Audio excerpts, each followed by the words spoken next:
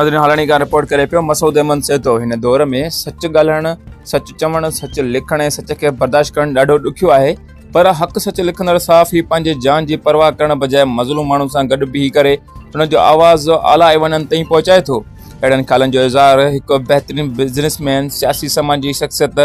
सैयद जलाली Shah हालानी press club तरफ़ां खेसि खे ॾिनल आजाणी वारी तक़रीब खे ख़िताब कंदे कयो त उन मौक़े ते सैयद जानी शाह, इक़बाल गाड़ी, सैयद हसनैन शाह, सैयद सज्जाद अली शाह, माजिद साहिल समूह, अब्दुल रज़ाक लाशारी, मोहम्मद अज़ीम नुनारी, इमरान शम्स मेमण, मसूद अहमद सेतो ॿियनि ख़ासि महिमाननि ॻाल्हाईंदे चयो त सैयद जलाली शाह बरसातनि दौरान पंहिंजे अवाम जी जेका सारा संभाल लधी ऐं मुश्किल घड़ीअ में उन्हनि जी सहायता कई, उहो संदसि जो वॾो कमु हुयो जेको साराह जोॻो आहे। हिननि वधीक चयो त सैयद जलाली शाह पाकिस्तान जे मुख़्तलिफ़ शहरनि में पंहिंजी ऑफिस में सभई माण्हुनि खे रोज़गार ॾेई उन्हनि माण्हुनि जी मदद करे रहियो आहे, जेको पिणु साराह जोॻो अमल आहे। उन मौक़े ते आयल महिमाननि खे मुज़फ़र अली मेमण, सैयद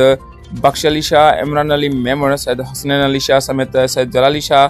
जिन खे अजरकनि जा तोहफ़ा पिणु ॾिना विया।